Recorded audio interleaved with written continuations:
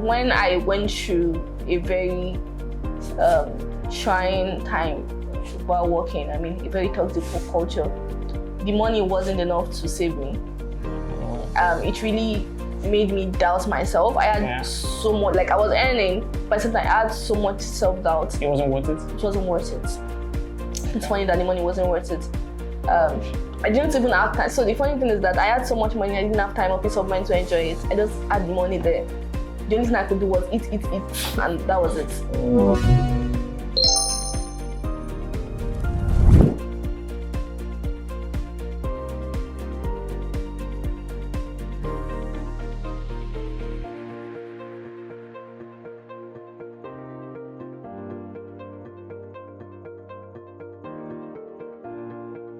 Welcome back. I'll be picking up from where Salim stopped. So yeah, Ruki, let's talk about your first job. Okay. How did you get in, and what was the transition like from freelancing to getting an actual job?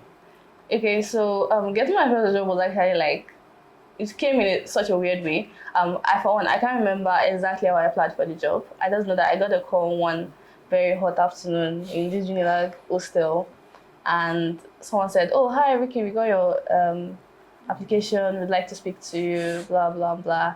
And then before you know it, I'm already on a meeting with someone and talking about my salary and stuff. And then when I got the job, it was so, I felt it was so, what's the word? It was so crazy because I wasn't expecting it. That's for one. And then it came at a time where I really needed it as well. So I was so happy. And then they were like, "Oh, you're going to get some incentive. We're going to give you allowances, blah, blah, blah." Like apart from my salary. So I thought that was just so amazing. And then, I thought, I've actually finally made it. I'm going to enjoy myself and stuff.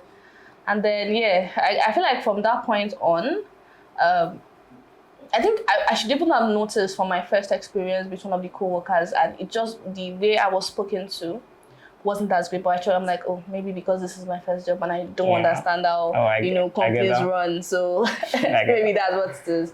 And then from there, let's just say things went downhill. Well, are you used to, you said they reached out to you? Yes. Were you used to that before your first job? Yeah, I mean, for freelance, I mean, different people come into your DM, but I never actually got one that wanted to offer me a job. Every that thing had been, want to do something quick, would you like to help us do this, would you like to help us do that? And I was actually, I really enjoyed that part of my life, but then the crazy thing about freelance is that sometimes it comes, sometimes it doesn't. So during the times where it doesn't come, you know that you need to manage yourself. And getting a job at that time was actually something that I really needed, and it just came as, let me tell you, a miracle. So from your first job being, it went down, the experience was not so good, and now you work with a YC-backed company. Yeah. What's that transition like? How did you get your role now at the company, and what's the experience been like? I'd say it was determination. I remember when I made my decision that I was going to leave the previous company. I didn't have any backup plan. I just woke up one day, I said, I don't think I want to do this anymore. I want to quit. And then, I didn't even have a laptop. Because then I had a laptop I was using before I got the job, but during that period it got damaged and I couldn't use it anymore. And then, of course, leaving a company that gives you all this MacBook and stuff means that you're back to square one. So when they took that, I was laptopless. I only had a few amount of money in my account. It was just enough for me to get another laptop. For myself personally, I think I got one HP. Didn't have touch screen. I was so happy. And then I left, and then for the next 3 to 4 months in that period, I remember I had a period where I was so I'm the kind of person that when I'm down or when I'm sad, I'm not when I'm disappointed, it doesn't come to me as sadness, it comes to me as anger. So I had a period of anger for I think it was January to May or to March rather. I was just angry. I was angry at everything and everyone. I was angry at myself. You're going through that phase? Yes. I was angry at myself because how could I have been so at first it felt good when I left, but then after a few weeks, it dawned on me that no more salary coming. I'm back to square one and stuff. Yeah, reality still. So I left there, and I think in the next few months I started to apply. I applied for a lot of jobs. The first one I got was a company in Ghana. And things seemed like it was going well, right? But then at the last stage of the interview, they told me that they would like to do some tests and stuff like that. And then they gave me one to do, and then I did it. And then when I did and submitted, I think they didn't get back to me. They first said, oh, this is exactly what they were looking for. And then they just like ghosted. Oh. Right? And I was so disappointed. I mean, really at the time, yeah. So I was so disappointed because I was already like at my breaking point. So I just took that particular aspect that I did for them, the illustration I did and the designs that I did, and I just posted it on Twitter.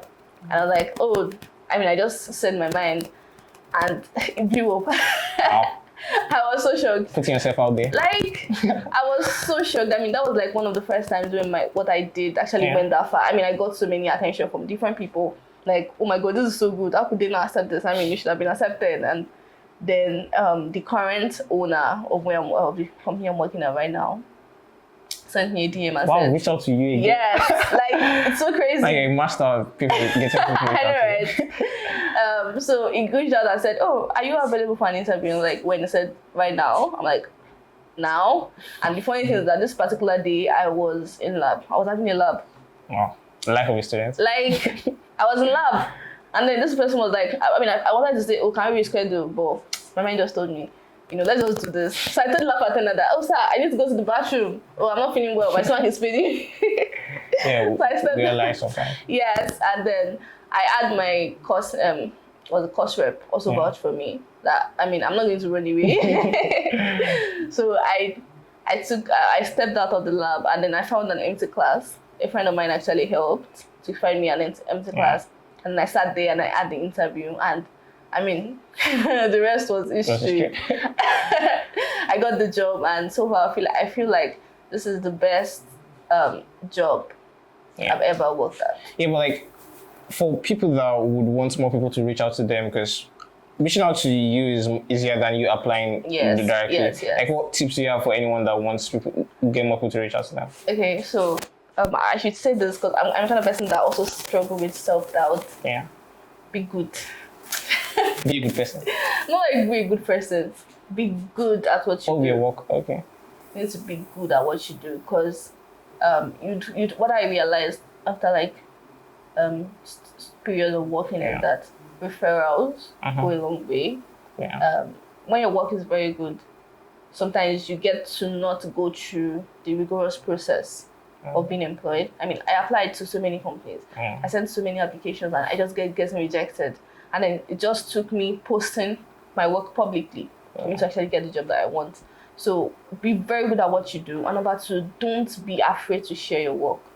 Share it. Like, you'll be so surprised. It is so much easier to share your work and have people reach out to you, like you mentioned, than for you to go through the rigorous process of applying. Because, I mean, you can never really know. There's so many other people that are applying at the same time.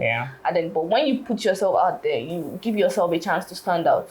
You give yourself a way for people to already know you. So even if they do, even if you're not reached out to, I mean, people are always watching. Maybe when you send your application to a particular company, one of the employees of that company actually saw your work online. I'm like, oh yeah, I think I know this person. This person is good. You post online and stuff. So this person actually might actually be good at what they do. So yeah, that's pretty much it. Yeah, that's big. So in the first part, Salim talked about your passion for design. Yes. What led you to this space?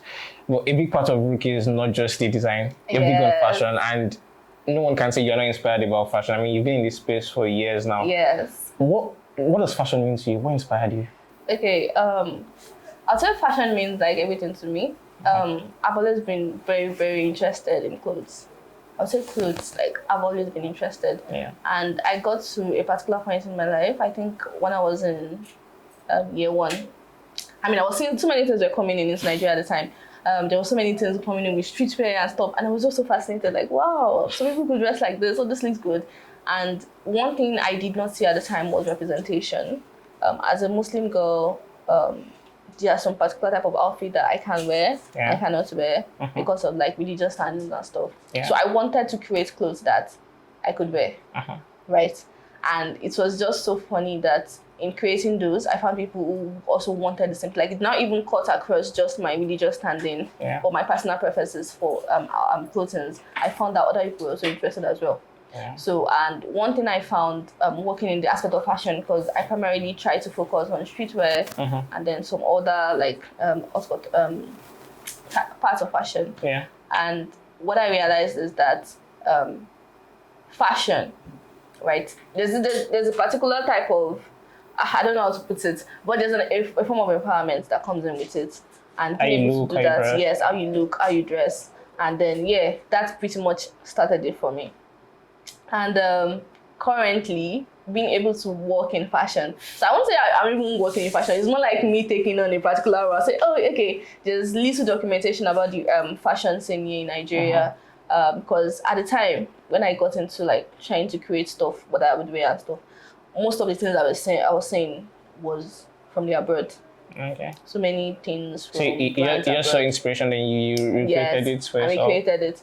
But then I started to find out that there are also brands here in Nigeria that are doing so well.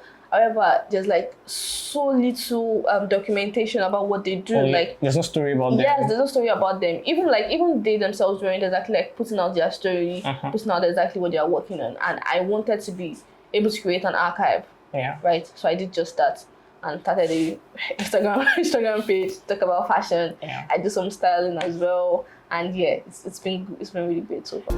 This video is sponsored by ClassroomIO. ClassroomIO is an open source learning management system for small and medium-sized bootcamps to fully set up a customizable online teaching platform. If you have students and you want to teach them anything online, the best way to quickly get started is ClassroomIO. You can create courses, invite your students, give your students assignments, and create those assignments with AI and many more features. Check them out at ClassroomIO.com.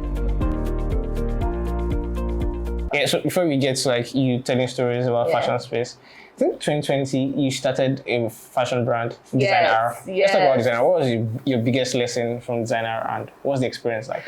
Okay, I would say the experience was very teaching. Okay. At the time when I started, I felt with knowledge. So I would say knowledge is a very like good thing to have. Yeah. At the time with knowledge that I have, I would say I actually ran the brand. Or run the brand. Yeah. I don't know if run is the right stance. So I think I run the brand pretty well with my knowledge at the time. I mean, I was creating t-shirts, I was creating like accessories and stuff. And for me, at that particular time, that was good enough. It means that I had an idea of what I wanted. Yeah. And the brand was doing well at the time. But then as I learned more, I started to realize a lot of lapses in what I was doing. Okay. The design direction, the thinking, and I also had this period of time where I thought bringing other people into the team would help. I mean, I'd created a whole team, and what that also taught me at the time was that I wasn't well grounded enough to own a team or to lead a team. Right? Okay. There's some things that I had to also figure out on my own, logistics, knowledge, design and stuff like that, all the things that are required to actually run a fashion brand. Yeah. I didn't have that at the time. And also, let me just say funds were also a part of it. I didn't have like enough to sponsor my ideas. Okay. So it got to a point where I actually had to stop the brand, right? And I feel like that was one of the coolest things that I did. Yeah, it was really cool. So I don't think anybody in engineering at the time had done it. Like I don't think so. There's one brand that comes to my head, but I won't mention the brand. Yeah. I mean, at the time when I started, there was a brand at the time. It wasn't like a brand. But then I had this, I'm the kind of person, I always have like a magnanimous like idea of things. I'm like, it launches design. Yes. I always want my things to feel, this is premium. I remember the space collection. Yeah. So that was pretty much it. But then, now you tell stories about like fashion brands. Yes. What's the hardest part about getting to work with these brands? I think access. Oh. The crazy thing about the industry is that it's so small. Yes, it's so tight knit. Yeah. At the same time, it's not so easy to get recognition for what you do. I mean, I'm fortunate because I was able to like meet people early on that gave me that access to be able to like speak to people and go out. And let me also mention covering brand, like doing research, going to their events and stuff. It got them a lot of money. And I think access, privilege also. So I won't say I was privileged at first, but now I'm at the point where, because I'm earning for myself, I also know some people that are currently working in those spaces. I can actually reach out and try to cover them. So I think that's pretty much it. And it's I find what I do fun. I'm the kind of person that I wouldn't do something that I don't like. So because I find it so fun and interesting, I just keep going back. You don't mind? I don't mind. Spend my Saturdays in one party and go there and not come back. I don't mind. I'll go. So you spend all your weekends covering events? I don't think you live that outside life. Yes, like it's so crazy that I went from being the person that is hardly goes out, and now I'm just every weekend, everywhere. I mean, your snaps, your IG stories. Yes, I like, and also keep. You know, I won't say it's keeping an appearance. It's just ensuring that you stay on top of things, and also so I'm not at the place where I want yet. I mean, I want to be able to go around the world. I want to be like to meet brands everywhere and work with them. See their process, meet the creatives and stuff like that. So yeah, that's it. Yeah, so you're still a designer. I mean, you worked at a YC Bags company, so you can imagine the workload of that. You cover events on weekends, and aside that, like you create content during the week, telling stories about different brands. Yes. You're also a student. Yes. An engineering student, to be precise. Yes. How do you balance everything? Chaos. I won't say there's a balance. Yeah.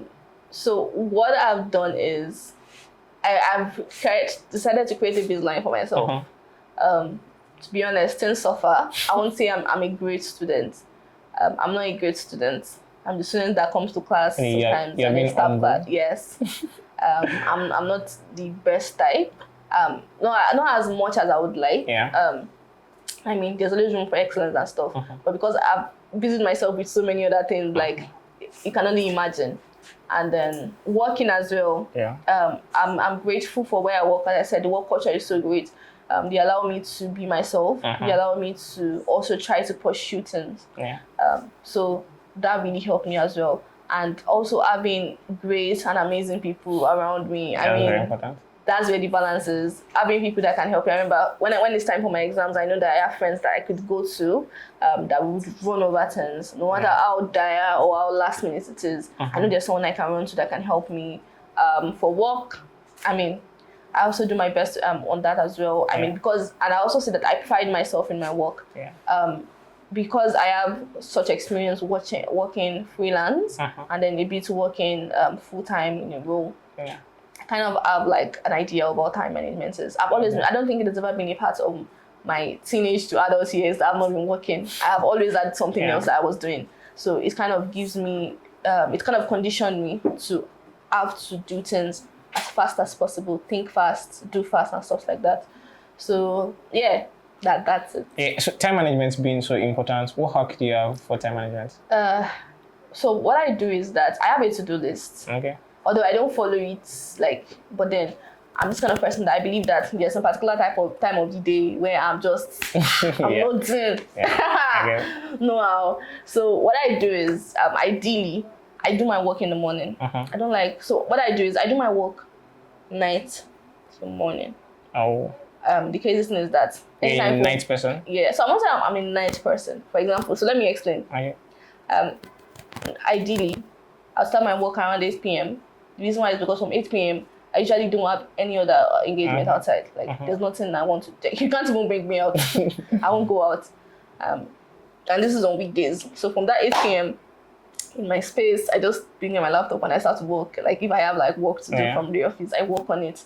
And then I do this work till around 10, 11 p.m. Okay. If I have videos to edit, I do that editing between 11 to 12 or 1 p.m. And then I sleep. 1 a.m. rather, then I sleep. Yeah. So I wake up sometime around 4, 5. Let's say the work I was doing before, I was able to complete it.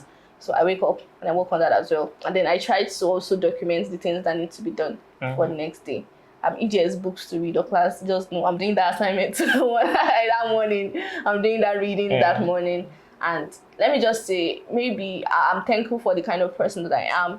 I tend to grab things like a little quite fast. Yeah. So I don't need to overly go over things for me to grab the idea of what that thing is about. So I do that as well. And then, it's been working so far. I'm at this point where, I'm almost in my finals and I'm thinking to myself, do you want to add like extra? Do you want to push up a little? That's a struggle. Maybe I should just try a little more. Just see. I could make my schooling life a little better. But that's it depends on how this year runs out. So you've had to make some mistakes. You've had to go through some things to like get to this place where you understand how to manage your time, how to deliver. If you look back in time with school, design, fashion, is there anything you want to change? I don't think so. I mean, and somebody asked me one time that, oh, if I could go back in time to myself like 8 years old, or maybe myself at 11, what would I say? There's nothing to change. Yeah. I'm really glad for my journey. I'm really glad that I took the steps that I took. I don't think I've taken wrong steps, yes, but I don't regret any. Yeah. I feel like they were very important for character building. So if I didn't experience those things, I don't think I'll be where I am now. And I love it. Like, I love that I can't be like, damn, I was so silly at the time. Why did I do this? Yes, but at the same time, I'm grateful. I'm grateful for what I am as well. And I'm also like looking forward to where else I'd like to be. I won't say I'm at the point where I am yet. Yeah. Quite frankly, I don't even know where I want to go yet. Like, I'm just like, I have an idea of what I want to do in the next 3 months. Yeah. I have an idea of what I want to do in the next 2 weeks. And for me, I can hold on to that. Yeah. I can see like the bigger picture. So you focus on that and just trust that it comes together and everything. Yeah. So just before we close, what advice do you have for anyone that's looking to transition between careers? Because then you have a full career in design, a full career in fashion. Like, for me personally, I have 2 careers. At some point, I was a front-end developer and doing business development. So what advice do you have for anyone juggling careers looking to transition? It's going to be hard. It's going to be chaos at some point. It's going to be very, very stressful. Yeah. You don't even think of quitting. It's fine. But at the same time, I feel like knowing what you are gaining from both is very important. Yeah. Like I said, I don't do things I don't enjoy. If I don't enjoy it, you won't see me there. So the fact that I'm doing those things at the same time means that there are things that I know that I'm capable of handling. Okay. Funny how I would never tell anybody that, oh, I use my course or school is a scam. I actually do enjoy engineering. I enjoy doing civil engineering. It's funny. I enjoy the courses. And it's just so funny that I'm not like one of the top 3 So yeah, I actually really enjoy every single thing that I'm doing. And for me, that has been the way forward. It's been the reason why I'm able to hang on. Yeah. So my advice would be, enjoy what you're doing first, know exactly what you're doing it for, and just hang on. Okay. Things will get better, to get easier. Plus, some things are temporary. For example, school, I know that, I'm going to be graduating next year. Yeah, amen. So, amen. By the time I graduate, I know that school is out of it. And then I can focus on the other things. So enjoying it to be important. So you won't advise anyone to do something they don't like because of the pay? You can, I mean, but then when I went through a very trying time while working, I mean, a very toxic culture, the money wasn't enough to save me. It really made me doubt myself. I had so much, like I was earning, but sometimes I had so much self-doubt. It wasn't worth it? It wasn't worth it. Okay. It's funny that the money wasn't worth it. I didn't even have time. So the funny thing is that I had so much money, I didn't have time or peace of mind to enjoy it. I just had the money there. The only thing I could do was eat, and that was it. Yeah, the peace of mind, the confidence was gone. Not there. So I don't think it's worth it. You need to enjoy what you're doing. You need to be at a place where the people around you give you that what's it called, grace. Okay. So yeah, that's pretty much my advice. All right. So, Thank you very much. This brings us to the end of your episode. So yeah, we're at the end of the Rukhayat Orekoya episode. I mean, this is interesting to see. She's an engineering student and has built a career in design and fashion. And thank you very much for joining. Thank you.